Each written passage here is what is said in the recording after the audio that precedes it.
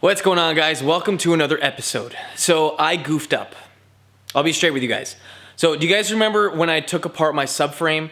When I restored the whole thing, I took apart the entire bottom end of the car. So the subframe came out, the control arms, the power steering, literally everything that was, subframe wise came out, and I restored it. Now, when I did that, I took apart my power steering rack.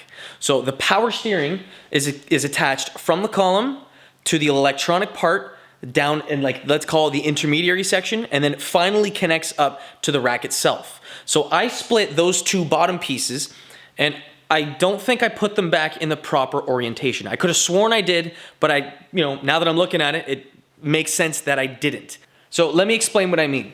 So right now I have both the driver and passenger wheels pretty much eyeballed as close as I can to being straight with a, eyeball alignment. So because I replaced the tie rods, I can't exactly take it to an alignment shop or whatever and get it properly aligned. Also because it's still on jack stands. So when I did that, I tried to eyeball it with the threads to make sure that there was an even amount on both the driver and passenger side. It turned out to be pretty good. However, my issue is what's happening on the inside of the car. You guys ready to see the damage? So take a look at the wheel.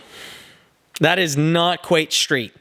Now, I went ahead to see if I could remove the airbag and the steering wheel, and then I went to see if I could turn the steering wheel so that it was straight, put the airbag back on, and be done with it. However, Mini was different, and the way that they install the airbag and the steering wheel up to the steering column is that there's splines on the inside, and there's one little part that isn't splined. They made it so that there's physically no way that you can remove the wheel and install it in a different orientation. It would always have to be installed in the exact same manner. If you install the wheel with it like this, it'll have to be reinstalled in that same manner. So what I need to do is not anything from the inside. What I need to do instead is go underneath the car and remove the subframe. So what I'm gonna have to do is disconnect the power steering part of it that's found down in there. I'm gonna have to disconnect both ends, separate the thing, straighten the wheel, and then hopefully get everything to work properly. So I don't know how well you guys can see that, but there is the power steering. I did a video on it before when I took it all apart and I showed you guys how it was all done, but it's unfortunate because I have the Mini in an almost driving state, but I can't drive it. I contemplated changing the tie rod so that, it would even out, so one side would be pulled in and the same thing for the other side, but I wouldn't have the same amount of turning radius on each end if I did that. So it wouldn't be an option for me. So unfortunately, the subframe needs to come out.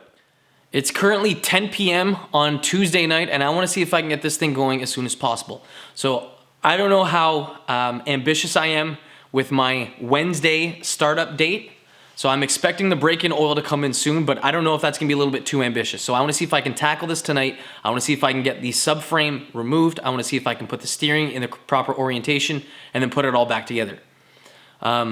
Luckily, nothing's gonna be rusty. Nice enough though, everything should be properly lubricated. Everything should be torqued to spec. I probably won't run into many issues doing this. I'm gonna hopefully be able to keep the motor and the transmission inside the car. So I'm gonna keep that inside the engine bay. So what that means is I'm gonna have to remove most of the stuff from underneath. So the wheels have to come out, steering has to come out. I need to disconnect the front subframe from the front bumper support, or the rad support. And then I should be able to drop the steering from there, straighten it out, and then be on my ways. But just another hiccup, another problem, another thing that I've got to fix before I can get this Mini up and going. Now, technically, I probably could turn the engine on and get it going as soon as I get the engine oil tomorrow, but I want to get this going now. I want to have it so that I can actually drive the car instead of turn the engine on and then tease myself with the car that's parked for a couple days. So that's what I want to do now. So I'll keep you guys updated.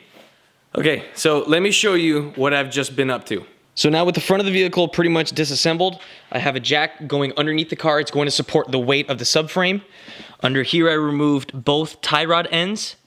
I removed the sway bar from the subframe assembly, or right here, which is essentially connected to the sway bar.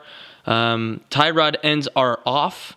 The steering rack is still attached to the subframe. I removed both of the the splash shields like this. I removed both of those on both sides of the car. The connectors that are going to the steering rack down in there are disconnected. I removed the bolts that are leading to the front part of the subframe up in here on the back side. Those are now disconnected. And I also disconnected the two bolts that are found right here. So I just threaded them onto the back side and these all should come out of the way. So right now I just have the 2 bolts that are found right here. Those are still in place, and then I have the 6 more on the backside that are holding the subframe up to the car. I also removed the torque mount along with the polyurethane insert that are both attached to the car and subframe. So this side here is car, this side here is subframe. So with that removed, I should then be able to remove the subframe and disconnect it and drop it down. Alrighty, so we have the subframe out of the car. Now what I'm talking about, what my issue is right here, the top part, so this top part here that is not in this nice shiny silver, this here is the electronic unit for the power steering. Now, I'm guessing what I did incorrectly was I installed the top part of this in the wrong position in relation to the bottom of the rack.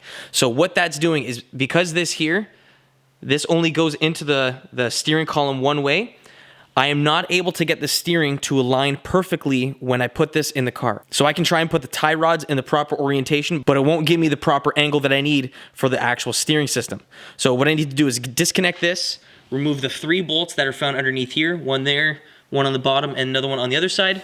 Take the whole thing out, and then realign this, and hopefully get it to all work.